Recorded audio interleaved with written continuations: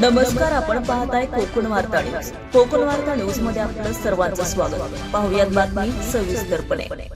रायगडचे पालकमंत्री झाल्यानंतर मंत्री भरत गोगावले आपल्या महाड मतदारसंघात दाखल झाले. महाडमध्ये आगमन होताच कार्यकर्त्यांनी ढोल ताशांच्या गजरात आणि फटाक्यांच्या आतिषबाजीत त्यांचं जंगी स्वागत केलं. यावेळी गोगावले यांनी 4 वेळा आमदार झालो, त्यानंतर मंत्री आणि आता पालकमंत्री झालो. हे पालकमंत्री पद रायगडच्या जनतेने माझ्यासाठी ठेवले होते आणि हे पद जनतेच्या चरणी अर्पण करतो, अशी भावना व्यक्त केली.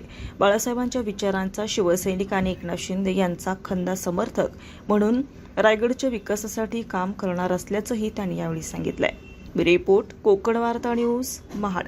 ताज्या बातम्या आणि नवनवीन घडामोडी पाहण्यासाठी आजच आमच्या कोकण वार्ता न्यूज चॅनलला लाईक करा, सबस्क्राईब करा आणि बेल आयकॉन प्रेस करा आणि पाहत रहा कोकण वार्ता न्यूज.